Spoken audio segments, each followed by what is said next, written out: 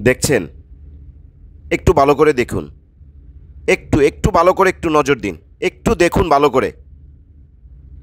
এই পাখিটার একটা পা নাই। একটা পা নাই, আপনি দেখুন। পাখি পায়ে ভর করে চলে, পাখা দিয়ে উড়ে চলে, তাই না? এটার একটা পা নাই। আচ্ছা, এই পাখিটার একটা পা নাই। এই পাখিটা কার কাছে বলবে?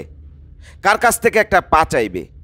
আচ্ছা, ও তো স্বাভাবিক চলাচল করতে পারে না, তাইলে নিশ্চয়ই ওর ভিক্ষা করা উচিত। পাখি কার কাছে ও ভিক্ষা করবে? মানে কার কাছে ভিক্ষা চাইবে বলেন? বা ওর এই যে একটা পা নাই, এই চলার জন্য, বেঁচে থাকার জন্য ও যে কত কষ্টে আছে, সেটা কার কাছে বলবে? এমন একজন বলেন। কাকে বলবে ও এই বয়সে? কাকে বলবে বলেন? অর্থাৎ আমি এ থেকে একটা জিনিস শিক্ষা নিতে পারি, তাকে সংগ্রাম করতে হবে, তাকে বাঁচতে হবে, এক পায়েই তাকে চলতে হবে, এবং এই সংগ্রামের নামই হচ্ছে জীবন। আর এই জীবনে আপনি পাখিটার দেখুন, সে এক পায়ে চলছে, এক পায়ে হাঁটছে, খাবার সংগ্রহ করছে, আবার সে তার নিরে ফিরে যাবে।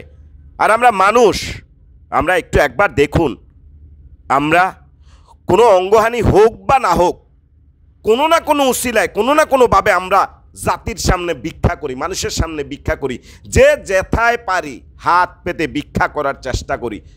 কত সুস্থ, কত ভালো, কত সবল মস্তিষ্ক, কিংবা কারো সামান্য অঙ্গহানিতেই আমরা হাত পাতে, আমরা ভিক্ষা করি। অথচ আল্লাহ তাআলা আমাদের সমস্ত বিবেক বুদ্ধি দিয়েছে, তারপরেও আমরা প্রতিনিয়ত লিপ্ত থাকি অপকর্মে। কখনো নিজেকে ঠকতে দেখিনি, শুধু জিততেই চেষ্টা করেছি। একজন পাগলও জিততে চায়, ঠকতে চায় কে?